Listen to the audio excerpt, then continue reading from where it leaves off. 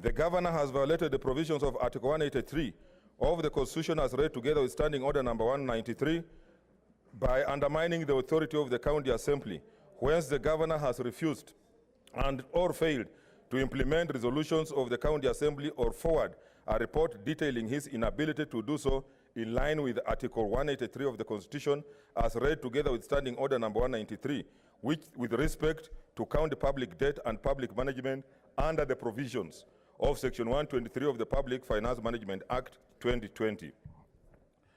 Failure of which the county has been unable to control and manage county public debt.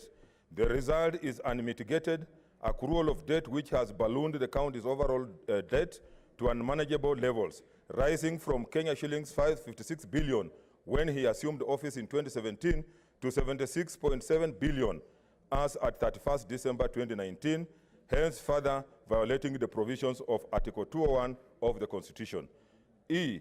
The governor has violated Article 2271 of the Constitution on procurement of goods and services as read together with provisions of Public Procurement and Disposal Act 2015 by flouting the principles of public finance management in as far as the public procurement of goods and services is concerned. F. The governor violated Section 35(4) and Section 45(1) of the County Government Act 2012 as read together with Section 104 and Section 148 of the PFM, whence between 2018 and early 2019 and contrary to the law, the office of the County Executive Committee member for Finance and that of the Chief Officer for Finance were held by the same person, one Ms. Winfred Gashagu, which situation occasioned confusion, inefficiencies as the county treasury, hence failing to promote good governance at the county treasury, failing to promote good governance and compromising the doctrine of transparency and accountability within the county government. The governor has violated the provisions of Section 104, the PFM, on the responsibilities and powers of the county treasury, whence through inaction, action, omissions, and commissions, he continues to preside over a broken public finance management system, whence the county treasury remains ineffective, despite various resolutions of the County Assembly, urging the governor to improve efficiencies by decentralizing the finance function to sectors as required by the provisions of Section 148 of the Public Finance Management Act 2012, the county continues to operate in contravention of the law.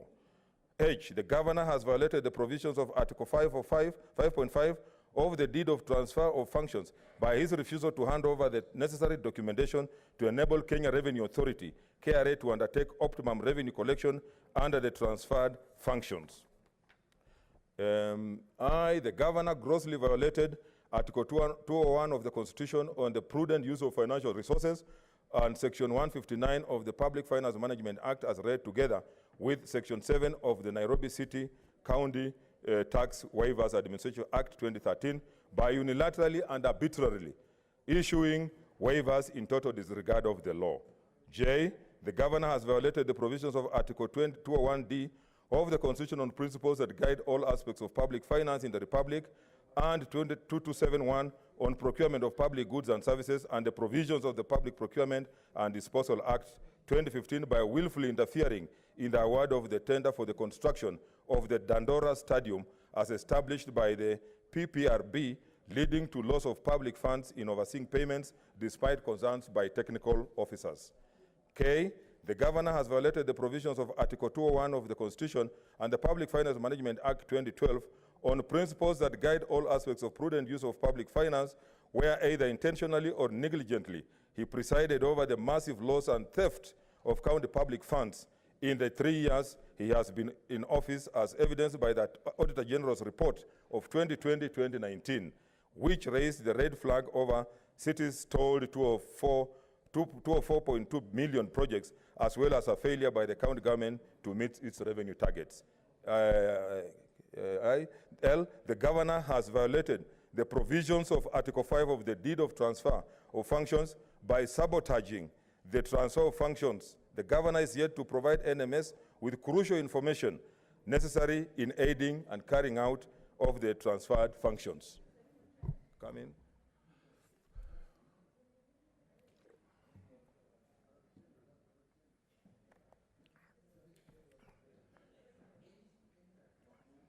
Take your seat, Senator Wako.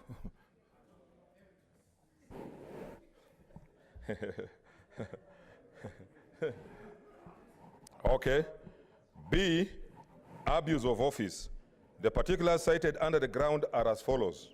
A, the governor has abused his office by violating Article 75 of the Constitution as read together with Section 2 and 13 of the Leadership and Integrity Act 2012 on the conduct of state officers, where the governor has persistently intimidated, harassed, molested officers of the county executive, including blackmailing his county executive committee members and chief officers with one-year contracts, whose renewal he has undertaken arbitrarily, leaving the officers jittery about their employment and creating a climate of fear, uncertainty, and despondence.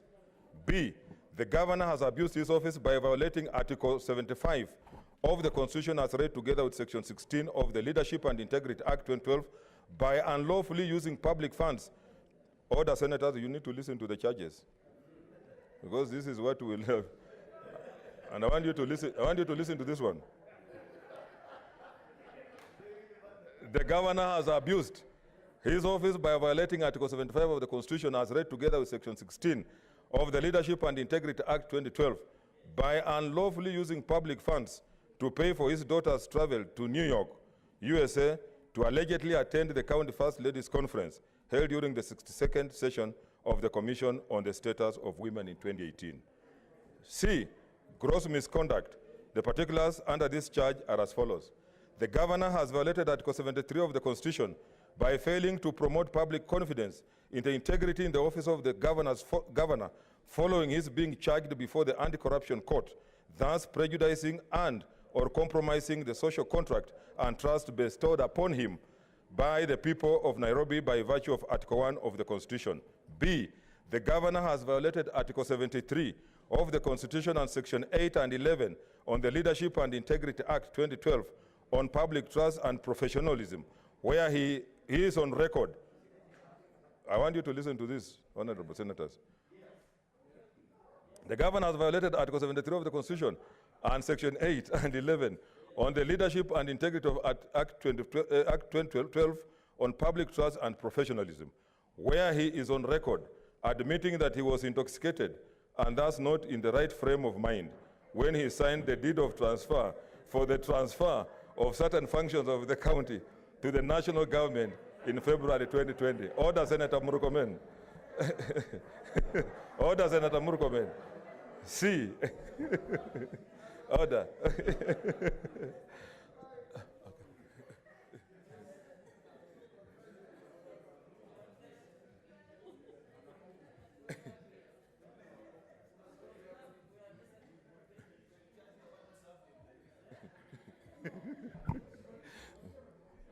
Okay, I proceed.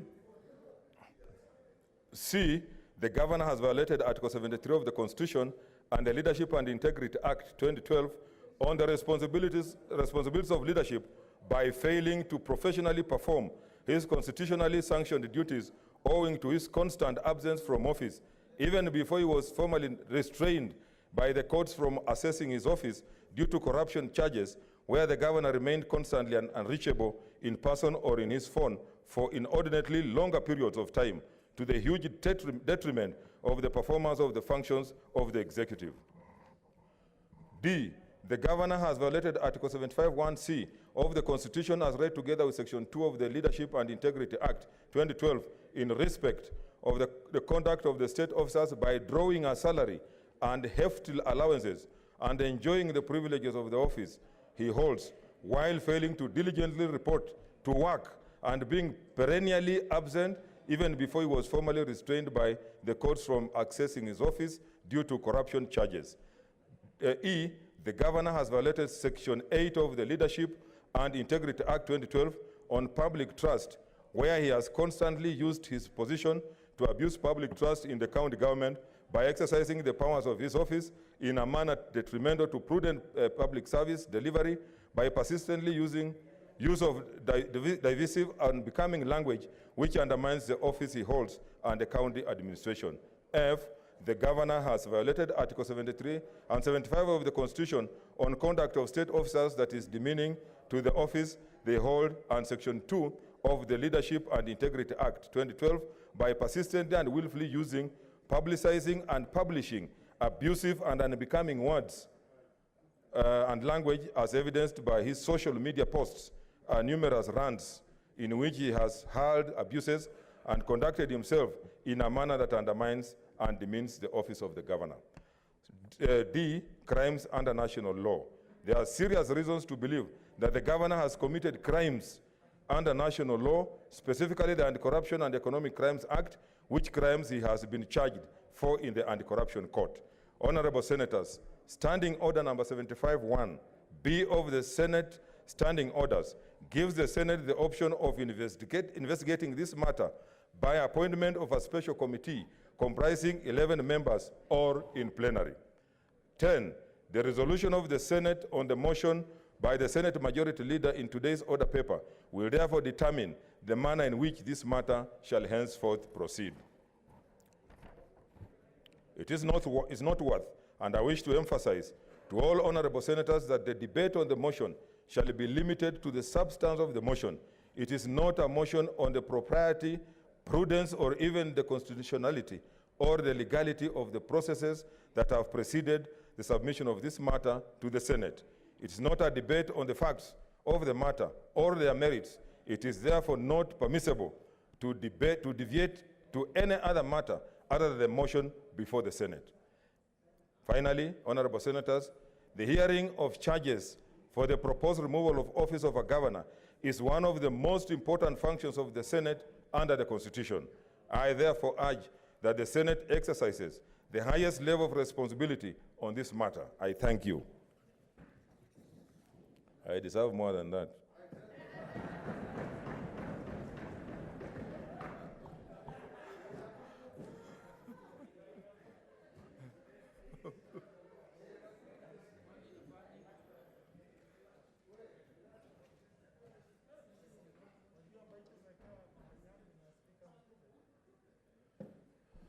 Senator Omanga, you can walk faster than that. Okay.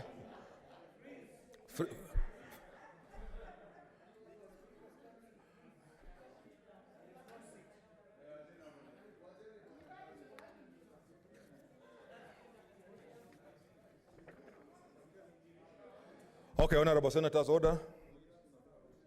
I have another communication on holding of a hybrid sitting during the special sitting of the Senate to consider the proposed removal from office by impeachment of the governor of Nairobi City. Honorable senators, the sitting today is special in several ways. Special because it's a sitting that is convened after we have gone on recess. Secondly, special because this is the first sitting where we will hold a hybrid sitting as provided in our Senate Standing Order, Part 20-something. 26A. According to the interpretation of the standing orders, a hybrid virtual sitting is a sitting that entails a sitting or meeting consisting of senators who are physically present at the location of the sitting or meeting, and senators who participate in the sitting or meeting virtually from a remote location through the use of technology. Honorable senators, the prevailing COVID-19 pandemic has affected each one of us in one way or the other. Noting that its prevalence continues to increase and in line with the COVID-19 guidelines on keeping safe, I have determined that it's indeed imperative that we hold a hybrid virtual sitting to accommodate our colleagues who are not in a position to attend and participate physically. Honorable senators, in order to ensure decorum, effective and efficient conduct of the hybrid sitting, I hereby wish to give the following guidelines. 1, login. The online platform to be used during the sitting will be Zoom video communication. 2, earlier on today, I issued guidelines on the hybrid virtual sittings where I informed senators who intended to participate in the sitting virtually to conduct the office of the clerk of the Senate at least 30 minutes before the sitting commences to enable the Secretariat to facilitate them with the login credentials. 3, senators participating virtually must log in using their full names and their video must be on. What we mean is you must be seen. Powers and privileges. A senator shall enjoy and exercise the powers, privileges, and immunities bestowed on Parliament by the Constitution, the Parliamentary Powers and Privileges Act 2017, and any other written law. Attire and decorum. Pursuant to Standing Order 251D2, a senator participating virtually shall adhere to the standards set out under the Speaker's rules on attire and decorum. 6, a senator participating in the sitting virtually shall participate from an environment which is non-political, professionally appropriate, and not distracting to other senators.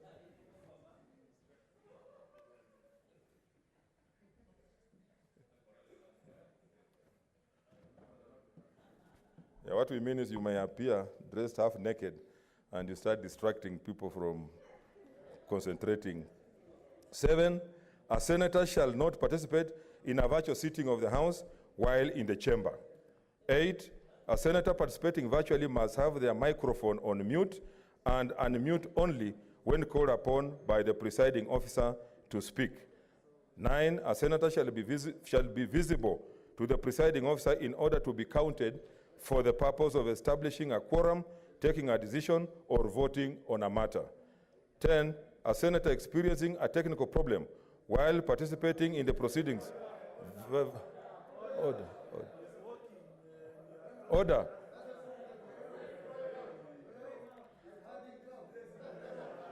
Order, senators. As a senator, that privilege may be withdrawn. Take your seat.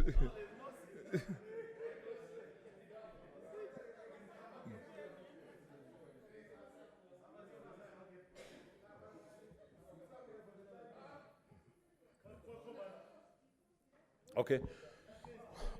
A senator experiencing a technical problem while participating in the proceedings virtually shall inform the presiding officer through the clerk on mobile number +254 722 453 239. Quorum and voting. Pursuant to Standing Order number 251E, whenever a sitting of the Senate is held virtually, the quorum requirement shall be as specified under the Constitution and the standing orders, and a senator who has accessed the sitting virtually shall be deemed present for purposes of establishing a quorum and taking a decision or voting on a matter. 12, voting during a virtual sitting shall be as specified under Part 16, voting and divisions. Notwithstanding this, voting shall be by roll call. Transmission of documents. Pursuant to Standing Orders 251H1, any document required to be tabled, issued or submitted during the sitting will be tabled, issued, or submitted electronically through Senate Table Office at gmail.com. Broadcasting. Pursuant to Standing Order 251.1, a virtual sitting of the Senate will be live streamed and the proceedings published by the Hansard and broadcasted pursuant to Standing Orders 237 and 239. I urge all senators participating in this sitting to adhere to these guidelines strictly and wish us all a successful first hybrid virtual sitting. I thank you. Next order. Yeah? What's your point of order? No, there's messages. Thank you, Mr. Speaker. Mr. Speaker, I have two issues on your last communication. Number one, will it apply in the next sitting concerning this matter? Number two, can you allow an intermediary? Just come. Repeat what you're saying. Yes, will your communication regarding virtual participation apply in the next sitting concerning this impeachment? And secondly, can you allow an intermediary to do that letter that is supposed to be addressed to the clerk of the Senate? Yes, there's a point of order, Senator Murkomen. I will. Mr. Speaker, thank you. I know we passed we changed the order paper, the standing orders some 3 months ago. Mr. Speaker, the question I really want to confirm is that at what stage? Order, senators, order. I need to get what the Senator Murkomen is communicating. Thank you, Mr. Speaker. You know, Mr. Speaker, this has been a cause of controversy in many county assemblies. I know we will not go to the merits of the case that is before us, but we know that it was reported all over the media that one of the controversies was the electronic voting and virtual participation of County Assembly of Nairobi, just like many other county assemblies across the country on this issue. To ensure that, Mr. Speaker, there will be no situation where this House will be reduced to the chaos that we've seen in county assemblies, at what stage will you communicate, like for example in this situation you gave us a notice before 1:30 for senators who wanted to participate virtually. Now when the sitting convenes like we've convened today, at what point are you supposed to communicate to the Senate that apart from those of us who are sitting in the chambers, so and so is already participating virtually? The reason for that, Mr. Speaker, is so that we don't find ourselves in a situation where at some point we'll be told so and so was part of the proceedings, but Mr. Speaker, we cannot verify the results of those proceedings. I really hope that that can be done. Number two, when it comes to the voting, can a senator participating virtually vote electronically, or is going to vote by voice? Mr. Speaker, the reason for that again is because sometimes even here, if you vote by using the machine, sometimes people press no when they meant yes, or yes when they meant no, or abstention. At what stage, and then they have an opportunity to appeal to you and it's corrected. Someone participating virtually, Mr. Speaker, if he was only going to vote electronically, may not have the benefit of confirming whether the vote reflected no or yes or abstention as may be. Is that person who's voting virtually going to be allowed to vote electronically, or might it not be better to vote by voice? Thank you, Mr. Speaker. Okay, there's a point of order from Kajwang. I'll respond to them. Senator Kajwang. Mr. Speaker, I've been one of those advocating for virtual and hybrid sittings, and I'm glad that today, on a very important matter, we are going to put it to the test.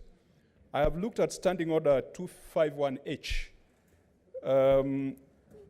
Sorry, that's 251F, Standing Order 251F on voting, particularly when you're doing the virtual or hybrid sittings.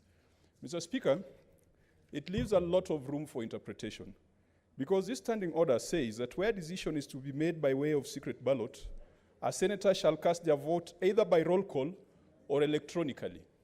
Now, the problem with that, Mr. Speaker, is that if a senator is sitting behind a computer screen somewhere and they have logged into the Zoom platform that we have adopted, it is possible that they can be online but not physically present at the time of voting, such that if the vote is electronic, anybody else close to that device can cast that electronic vote. Mr. Speaker, could you just tighten those gaps and make it clear that the vote on this particular subject for which the Senate has been called back into a special sitting shall be by roll call? And by roll call means that a senator sitting and voting virtually must physically be present and must be seen, rather than it being an electronic vote, Mr. Speaker. There's a point of order from Chariot, and then Ledama. Just press your, then Senator Linturi.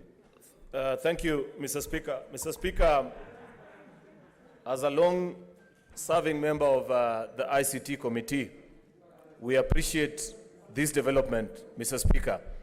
But I'd wish to bring to your attention, Mr. Speaker, that at this particular point, Standing Order number 252, that Senator Moses Kajwang has brought to your attention, still needs further interpretation. Decisions of Parliament, Mr. Speaker, are sometimes very controversial.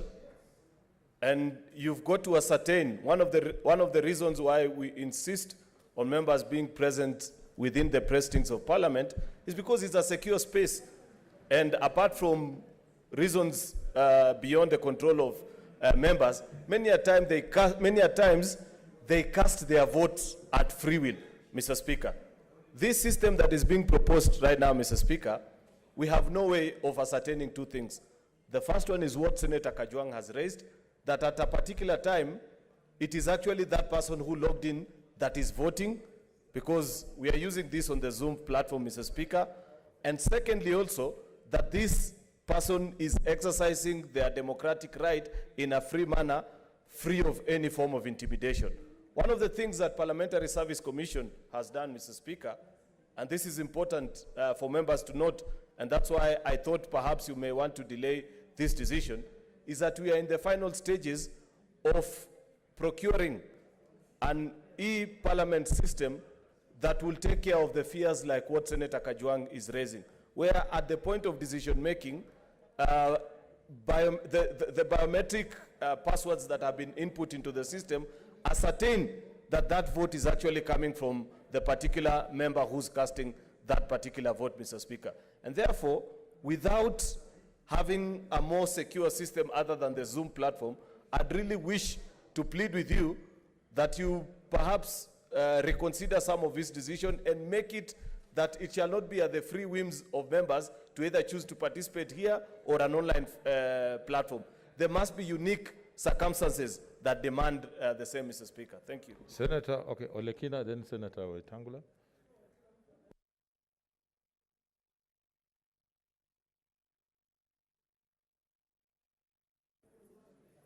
Mr. Speaker, let me thank you for your communication.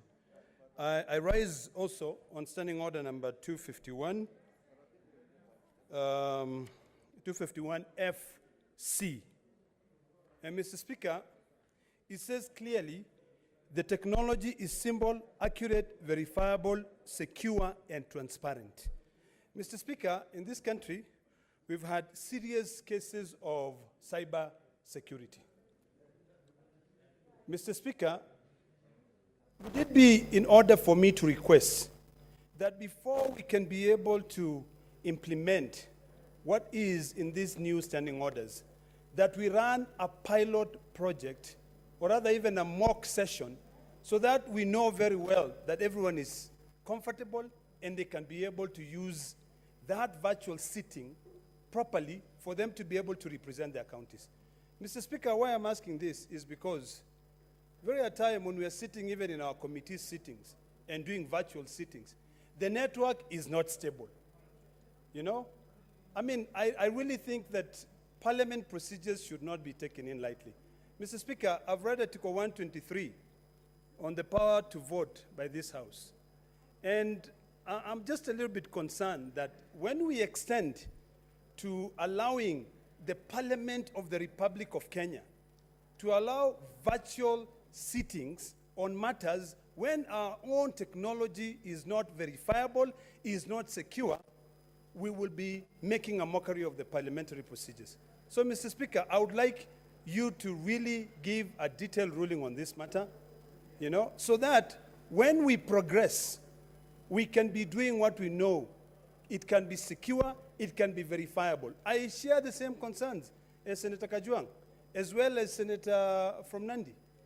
So, Mr. Speaker, I'd like to beseech you to maybe suspend the operationalization of that standing order, of the new changes in the standing order, until we can carry out a mock exercise, make sure that all senators have secure gadgets to use, you know? Because when I read this, Mr. Speaker, really, I see a lot of room So on a point of order, just a minute here. I see a lot of room for mischief. So let's keep them short. Let me finalize, Mr. Speaker.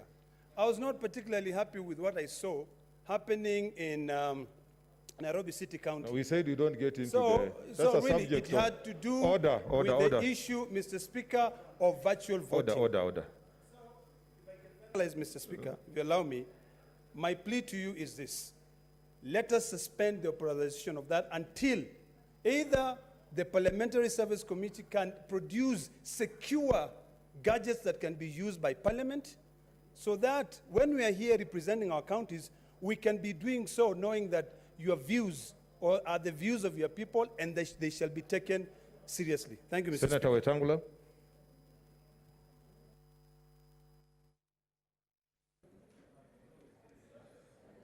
Thank you, Mr. Speaker. Mr. Speaker, thank you for your communication that has elicited this points of order.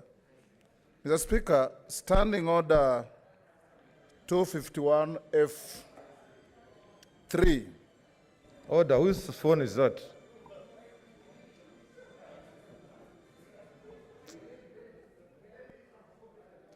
Mr. Speaker, Standing Order 251F3 reads as follows. Where technology is used to make a decision, measures shall be put in place to ensure that A, the system is capable of verifying the votes cast either electronically or manually. B, the integrity and confidentiality of the vote is maintained. And C, what the distinguished Senator for Narok has read, the technology is simple, accurate, verifiable, secure, and transparent.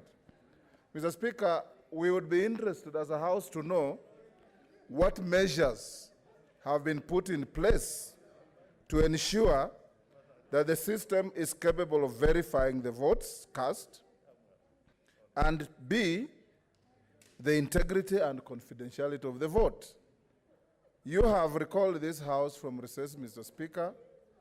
Every member has been obligated, and indeed they are all present, to participate in this debate.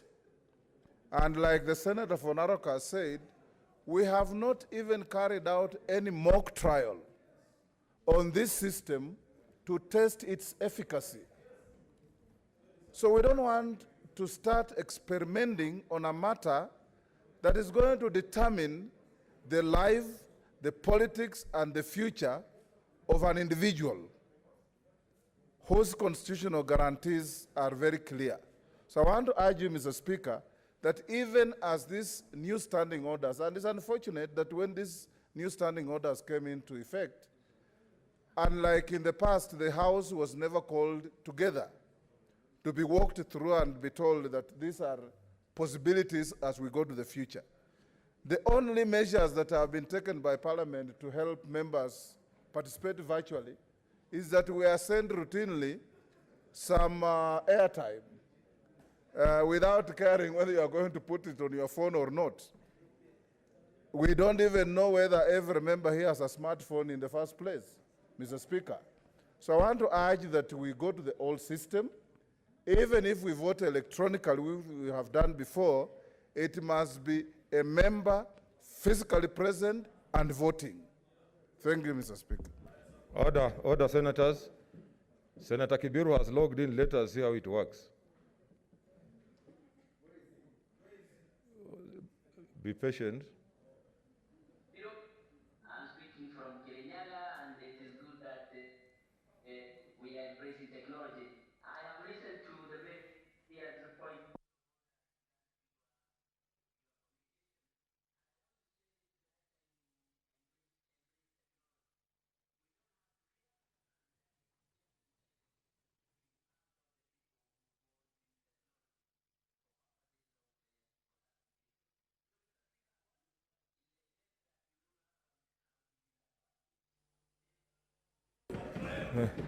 Thank you. Okay, I will make another communication, but you have heard him.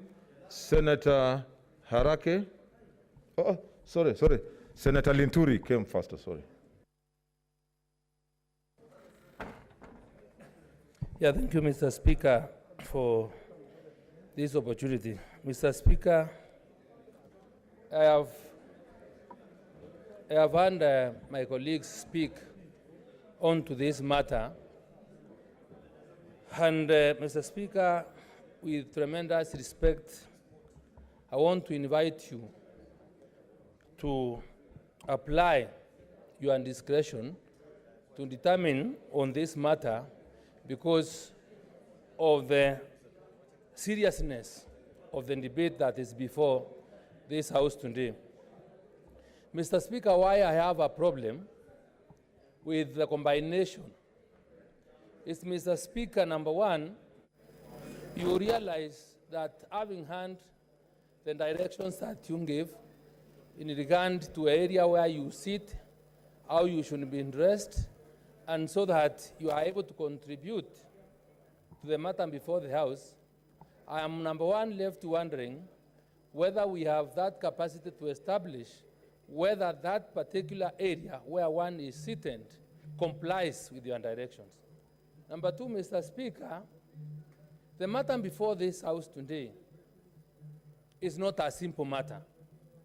It's less than 2 years ago, this country was almost going into war because, for those that listened to Senator Orengo, in the election petition between the current president and Raila Odinga, there was a problem of access to servers when voters or votes required verification, because they were transmitted electronically and people can be able to take control of our system. Mr. Speaker, in the absence of clarity on this particular matter, leaves us wondering whether, when there is a dispute, just like Senator Murkomen raised and asked, we've had opportunities where, if, for example, in the wrong way, your ballot was accounted either yes or no, there is an opportunity to recheck. So if it's being done electronically today, then may end up being very difficult for us to ascertain, or for the person who is in a remote place and where the network is not stable, then we will be able to lose out, Mr. Speaker. So, Mr. Speaker, I think I am of the view that, considering this system has not been tested before, we are trying it. I appreciate the extent to where we've gotten in terms of technology, but we cannot forget the fact that some complaints have been raised here and there about use of technology, and especially on the matter in which the proposed or the impeachment was done. And I wouldn't want us to get ourselves into, as a House, to a situation whereby we will also end up in such a problem. So, Mr. Speaker, I beseech you to apply your discretion and allow us, or the members, participate physically on this matter to safeguard the integrity of this process, because, Mr. Speaker, you can imagine you may have been abducted by people that have interest in this matter, and you are sitting in somewhere and you are being told this is what you must do, because you can't rule it out. So, Mr. Speaker, please apply your discretion to guide this House specifically on how we must deal with this matter, because it's new and it's the first time we are doing it. Thank you. Senator Harake, you know you logged in. Senator Harake, just take your seat.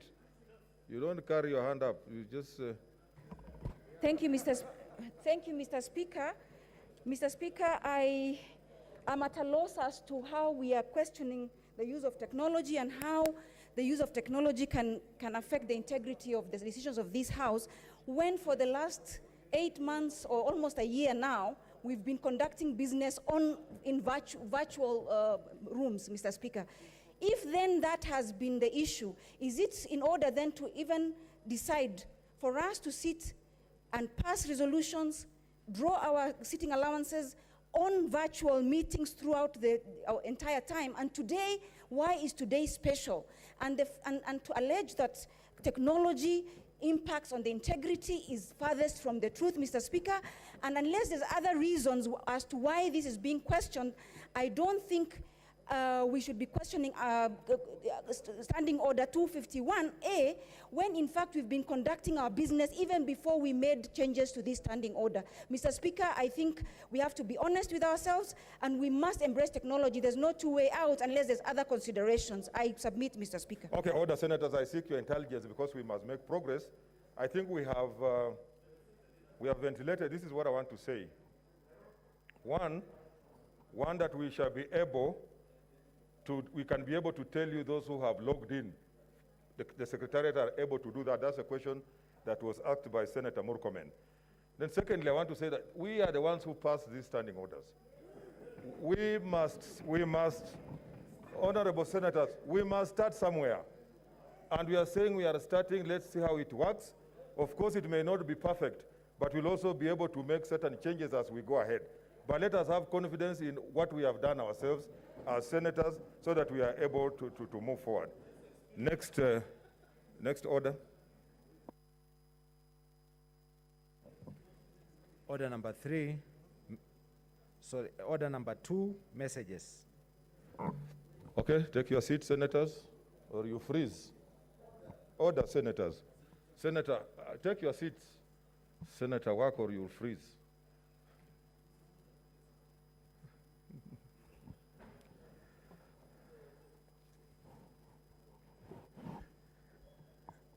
Take your nearest seat. Honorable Senators, I wish to report to the Senate that pursuant to Standing Order number 41.3, I have received the following message dated 7th December 2020 from the Speaker of the National Assembly regarding the passage of the National Assembly of the T-Bill, Senate Bill number 36 of 2018. Pursuant to the said standing order, I now report the message. I quote, pursuant to the provisions of Standing Order 41.1 and 142 of the National Assembly Standing Orders, I hereby convey the following message from the National Assembly. Whereas the T-Bill, Senate Bill number 36 of 2018, was passed by the Senate on Wednesday, 12th June 2019 with amendments and referred to the National Assembly for consideration, and whereas the National Assembly passed the said bill on Thursday, 3rd December 2020 with further amendments attached herewith, now therefore in accordance with the provisions of Article 110 of the Constitution and Standing Order number 41, 1 and 144 of the National Assembly Standing Orders, I hereby convey the decision of the National Assembly to the Senate. Honorable Senators, Article 112(1)(b) of the Constitution provides that if one House passes an ordinary bill concerning counties and the second House passes the bill in an amended form, it shall be referred back to the originating House for reconsideration. Honorable Senators, in this regard, I direct that the Standing Committee on Agriculture, Livestock and Fisheries do deliberate on the National Assembly amendments and report to the Senate. Further, pursuant to Standing Order 151(1) of the Senate Standing Order 1, I direct that the National Assembly amendments to the T-Bill, Senate Bill number 36 of 2018, be circulated to all senators. I thank you. Next order. Okay, what's your point of order? Okay, log in afresh so that I'm able to know which are the new points of order. Thank you, Mr. Speaker, and for that very good communication. Mr. Speaker, I rise in a point of order seeking your directions and taking into account that I come from a county where 80% of our main core business is tea, that you give a direction. This bill being so important that the committee has only 7 days to report back to the plenary on its deliberation of those amendments, so that if those directions are given, we go home, we give a Christmas gift to the tea farmers of Murang'a and other parts of tea growing areas, as opposed to procrastinating on this very important matter and a very good bill that was discussed by this Senate, and which we know it is going to empower the millions of tea farmers in the entire Republic of Kenya, and most importantly, my county of Murang'a. Thank you. Senator Cheriot. Thank you, Mr. Speaker. Mr. Speaker, I want to appreciate your communication. This is a very important message to the tea farmers of this country, that day and day, their day of freedom is nearing.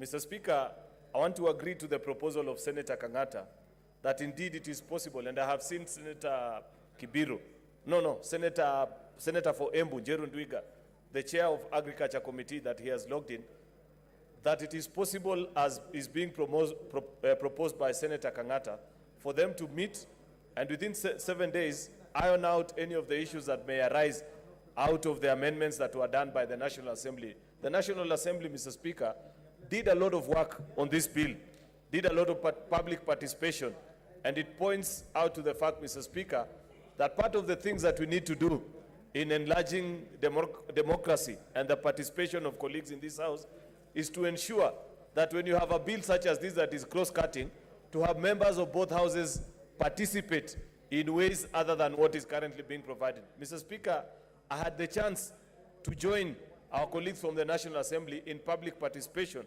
and I listened to how passionately tea farmers were pleading with us that we conclude this particular exercise. I know there are 1 or 2 issues that are being raised by our colleagues. Senator Gideon Moi, for example, has spoken to me in his private capacity as a player in the tea industry on certain concerns that certain players will have. I believe those are issues that can be resolved at the committee of Senator Njeru Ndwiga, such that they put their concurrence and give the safety measures so that investors in the tea sector do not feel as if we are stifling their rights as we pursue those of ordinary citizens. So thank you, Mr. Speaker. Please direct so that we can hasten the process. Order, Senator. This was just a message from the National Assembly, and I have already directed that the Committee on Agriculture takes up the matter and concludes it. So we are not opening a discussion now because it is just a message. It will come. It's a message from the National Assembly. Yeah, we don't debate messages, Senator Cherargei. Let's proceed. I have already given a ruling. Next order. Next order. Order number 3, notice of motion.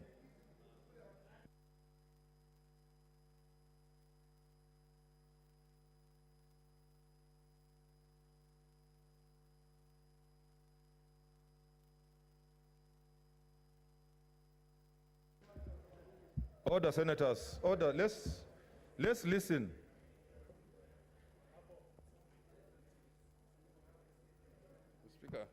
Speaker, sir, for the convenience of the House, I propose we skip that. I'm not going to give notice.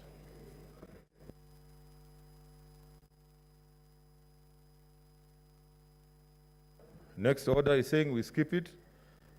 So next order. Okay. Order, senators. Order, and that's why I'm saying, it's important to listen. He has declined it, and in the absence of a notice of motion, this is what I want to communicate. I know that the leader of majority, in whose name the notice of motion, at order number 3, in today's order paper has failed to give notice of the motion set out under order number 4. As a result, both orders become the subject of Standing Order number 56 and 59, respectively. Standing Order 56 provides as follows, and I quote, 56.1, a notice of motion may be withdrawn by the senator who gave the notice. Standing Order number 59 on the time for moving motion provides as follows. 1, that the Senate Business Committee shall allocate time and sequence of the publication in the order paper of every motion approved by the Speaker. 2, save for a special motion, a senator who has a motion in his or her name may authorize in writing another senator to move that motion in the senator's stead, or on conclusion of debate and before the question is put, to reply to the senator's stead. 3, where no senator moves a motion at the time specified by or under the standing orders, such motion shall not be published again in the order paper during the same session except with the leave of the Speaker. Honorable Senators, as earlier explained, Standing Order number 75 provides only 2 options for the Senate when it has to investigate the matter of a proposed removal from office by impeachment of a governor of a county. The 2 options are either 1, by a special